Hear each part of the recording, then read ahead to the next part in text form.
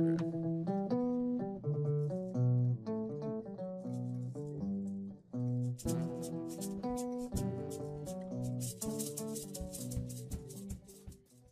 a Mozambique fuimos a un proyecto de cooperación con Arquitectura Sin Fronteras y con la Plataforma contra las Violencias Machistas, que están haciendo un proyecto para hacer un plan estratégico contra la violencia de género en la región de Inhambane. ¿Cómo os enterasteis de que venía este ciclón? Pues curiosamente nos enteramos desde fuera de que venía un ciclón y que venía precisamente hacia Inhambane, que era la zona donde nosotros estábamos y que nos pillaba de pleno según el recorrido. Yo empecé a comentarlo allí, la verdad es que allí no había noticia, no se sabía, y hasta 2 días antes, ¿no? 2 días antes sí que ya hubo avisos oficiales, pero eran unos avisos que contrastaban mucho. Los avisos oficiales y la información que te venía sobre el ciclón, la fuerza del ciclón, la zona donde pasaba, con la realidad de la gente, es decir, allí nadie le daba importancia al ciclón, había como una normalidad hacia el ciclón, cuando no lo habían pasado, porque yo pregunté, ¿tú has pasado un ciclón alguna vez? A personas que estaban en los seminarios, ¿no? Y me dijo una, yo a los 9 años, pasé uno a los 9 años, es decir, que tampoco es una cosa tan frecuente. Y de hecho yo debo decir que hasta que no estuve allí y lo viví no sabía que era un ciclón. Y estábamos como tan metidas también en la faena que teníamos que hacer de los seminarios, que eran como, bueno, sí, ya pensaremos en ella más tarde, ahora vamos a terminar esto que es más importante. Era como, bueno, suspendemos hoy el seminario y mañana vamos a volver. O sea, nos fuimos a casa pensando, pasamos el ciclón y mañana volvemos todos aquí y nos vemos mañana y hasta mañana y hasta mañana, nos dijimos todos, ¿no? Es que había como una inconsciencia absoluta. Total. No había ningún aviso de lo que teníamos que hacer, no había... Incluso hablamos con la embajada, no tenían ninguna información, dijeron que nosotros nos quedásemos en casa, no nos dieron ningún consejo, es decir, que incluso había como una despreocupación por parte de la embajada española. Vale, pues esto, ¿dónde os refugiasteis y con quién y por qué fuisteis donde fuisteis? Yo me acuerdo del momento en que el día anterior pues ya sabíamos que venía el ciclón, pero el mismo día aún era ciclón y nada más. Pero de repente nos empezó a llegar como toda información contradictoria y de fuentes diferentes. Ahora es ciclón, ahora es huracán, ahora es tsunami. Ya no sabíamos ni qué era. Entonces, en ver alerta de tsunami, fue cuando nos empezamos a asustar más, porque la casa donde estábamos estaba justo al lado del mar. Y decidimos coger el coche e irnos todas a pasar el ciclón a casa de una compañera. Que vivía en una zona más alta. Sí, más refugiada. Y ahí a mí me entró miedo. Yo reconozco que ahí fue el momento en que yo empecé a ver que ya corríamos, que ya había aire fuera, ¿no? Y que ya nos teníamos que ir rápido a la otra casa, ¿no? Y que habían empezado también a caer cosas. En nuestro patio, en casa de Salvi, ya cayó una... La papaya se cayó, sí, el árbol de la papaya. Y ahí, ya que tuvimos que correr, además decidimos que íbamos a apuntalar una zona de la casa donde íbamos, con lo cual tuvimos que desmontar nuestras camas para coger los tableros, nos lo llevamos todo en el coche, con la intención de hacer una zona segura en la casa donde íbamos a estar. Y además, el Salvi, el arquitecto, decía, es que la casa donde vamos, pues esto lo recuerdo perfectamente, no tiene las cubiertas muy bien. Y al final dijimos, no, bueno, nos tenemos que ir allá por el riesgo del tsunami, ¿no? Y ahí nos plantamos. A las 5 de la tarde, yo creo que llegábamos a casa de Alba y de Blanca.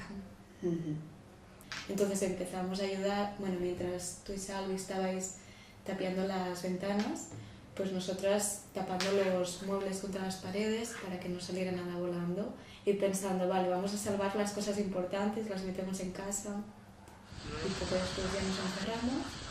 Luego se fue la luz, estábamos tranquilos, habíamos puesto velas por toda la casa, ya el viento era fuerte, habíamos apuntalado y pensábamos quedarnos en el comedor como zona segura. Como a las 8:30, nosotros notamos que el techo, la cubierta de la casa se volaba, pero eran unas cubiertas de chapa porque allí se construye muy precariamente y aquello se levantó y empezó a dar bandazos. Sí, y golpes muy fuertes. Sí. Y de hecho ya habíamos previsto qué hacemos si se nos levanta el techo. O sea, ya habíamos tenido esta conversación previamente. Porque claro, la conversación era del estilo, ¿qué hace un huracán? Cuando vimos que se levantaba la cubierta, a las camas. Allí nos fuimos todos, cada uno a su cama. Pero claro, No lo vimos factible. Blanca había leído también las zonas pequeñas como las mejores, ¿no? Y entonces ya vimos que el lavabo era una zona que no entraba agua, era una zona pequeña, y decidimos meternos ahí los 7, bastante cogidos, meter los 2 colchones y ponernos los de protección. 7 personas, 9 horas, encerrados en un lavabo. Y nos daba miedo abrir por si, a ver qué ha pasado fuera, porque claro, se sentían golpes constantemente. Entonces no sabíamos si había entrado agua o nada. Y a las 3 horas decidimos abrir la puerta del lavabo, porque además estábamos asfixiados, hacía un calor tremendo, teníamos aquellos colchones encima, o sea que era aguantarlos todo el rato, y abrimos la puerta y ya vimos, nos entró un poco de aire, fueron petando todas las ventanas de la casa, excepto las que nosotros habíamos apuntalado, corría cierto aire porque había agua, aire por la casa, ¿no? Y sí que teníamos la certeza de que estábamos en el lugar más seguro de la casa. Sí. Esta certeza Que yo fue al una menos buena la elección. tenía y la teníamos todo. El miedo era que se nos hundiese el techo. Nosotros pensábamos, porque había un falso techo después de la cubierta, y luego el falso techo aguantó. Y así aguantamos, nos íbamos cambiando cada hora de postura, nos cambiábamos de Claro, sitio, ¿quién nos aguantaba los levantábamos colchones? todos, nos cambiábamos a un sitio diferente para intentar cambiar la postura porque era dolorosa, las posturas eran un poco dolorosas. Y que cuando estábamos en el lavabo sobredimensionamos muchísimo lo que estaba ocurriendo, porque pensamos que veríamos a mucha gente, pues muerta, herida, que veríamos unos dramas humanos tremendos, ¿no? Que incluso a lo mejor se tendrían que paralizar los proyectos que se estaban llevando allá, que nos tendríamos que ir a Maputo, incluso la gente de allí, de Arquitectura Sin Fronteras, pensaba pues, que a lo mejor tendrían que suspender todos los proyectos. Es decir, que sobredimensionamos mucho, y que luego, aún teniendo en cuenta el drama, al menos el drama se llevó vidas, pero se llevó pocas vidas, ¿no? Y nosotros estábamos ahí, ¿no? En ese punto de que la gente podía morir, ¿no? Y bueno, y ya luego con la luz del día, que amaneció por el techo. Amaneció por el techo de la casa, porque no había cubierta.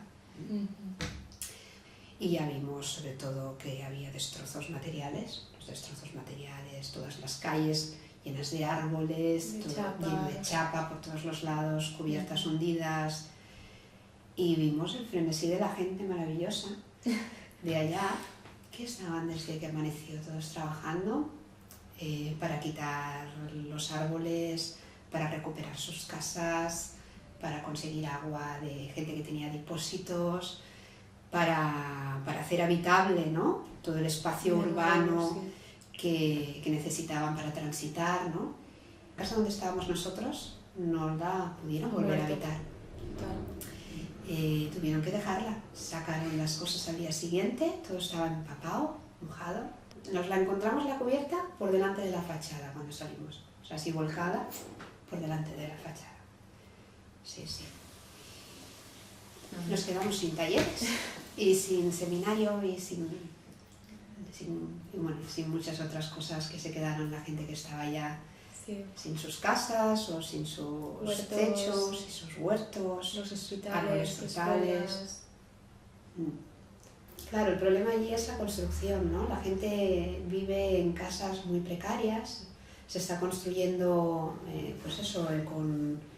con cemento y chapa, y todo eso aguanta muy mal. De hecho, las construcciones tradicionales, las que estaban hechas, yo no lo diré bien, ¿no? Pero con el cañizo, con la paja, aguantaron muchas de ellas mucho mejor, ¿no? Se mojaron y tal, pero como dejan pasar el aire, pues el ciclón no se las llevó en general, ¿eh? Hubo casos que sí, hubo algunas que sí, evidentemente, ¿no? Pero claro, esa construcción tan sumamente precaria, que se incluyen también en los servicios públicos, los servicios de salud, los servicios más institucionales, tienen el mismo tipo de construcción precaria, ¿no? Pues hizo que los destrozos fueran importantes y la red de electricidad y de agua quedó interrumpida durante muchos días, ¿no? ¿La zona baja estaba peor? ¿Estaba igual? Pues Tofu, que es más rural, pero también más turístico, estaba bastante peor. También pilló más centro, ¿no? Sí. Más centro del huracán. Había claro, aparte de las casas mojadas que decíamos, sí que había algunas que se habían arrancado de cuajo. Teníamos una compañera allí que nos contó, es que he vuelto y me ha desaparecido la casa. No sabía ni dónde estaban los muebles, se mudaron todos, porque era una segunda planta que se había construido encima de la primera y eran apartamentos, una casa individual la parte de arriba, y esa se volvió entera. Básicamente estábamos en Inhambane, entonces lo que ocurrió es que todas las calles estaban cortadas por todas las cosas que habían caído, ¿no?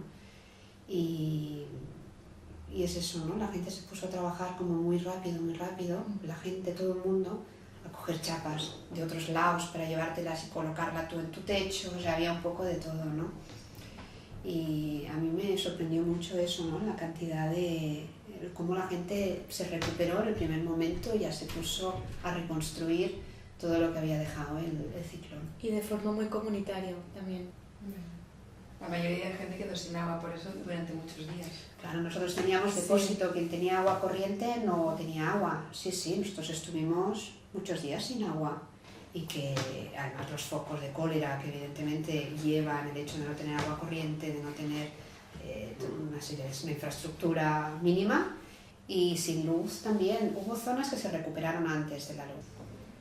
Bueno, pues que básicamente al final lo que yo creo que es muy sintomático es que en España no se dijo nada sobre este ciclón, que realmente en el mundo occidental tenemos una visión muy egocéntrica, ¿no? De lo que es el mundo y lo que son las preocupaciones del mundo, ¿no?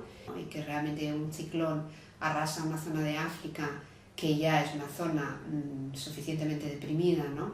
Y no hay ninguna ayuda internacional, absolutamente ninguna que se ponga en marcha, ¿no? De hecho ya no hay ni la mención prácticamente, ¿no? Para poder hacer algo. Es decir, que tenemos un mundo globalizado, entre comillas, pero para lo que interesa, claro. Los servicios públicos, servicios sanitarios, ¿se podían dar abasto a la gente que les llegaba? Yo es que creo que incluso no llegaba a la gente. O sea, la gente que está en la parte más rural, claro, hay servicios que, por ejemplo, solo hay en Maputo y son 7 horas de coche desde la zona en que estamos. Una burrada. Claro, la gente, si por ejemplo se ha quedado sin coche o no puede desplazarse porque está mal, ¿a dónde va? Y eso. Así que todo el mundo que pueda, sobre todo que pueda, ¿no? Yo creo que debe ayudar, ¿no? a que se recuperen todas estas zonas, se recuperen todos estos servicios, ¿no? Y hagamos que al menos la gente tenga sus derechos mínimos garantizados, ¿no? Como es el derecho a la educación, el derecho a la salud, ¿no? Que no se puedan quedar los focos de enfermedades que todo esto puede comportar, ¿no? Que queden cubiertos, ¿no? Con lo cual es muy importante el derecho a la vivienda, que es otro de los derechos fundamentales, que tengas un techo donde estar, ¿no? O unos servicios públicos donde ir, ¿no? Pues que queden garantizados.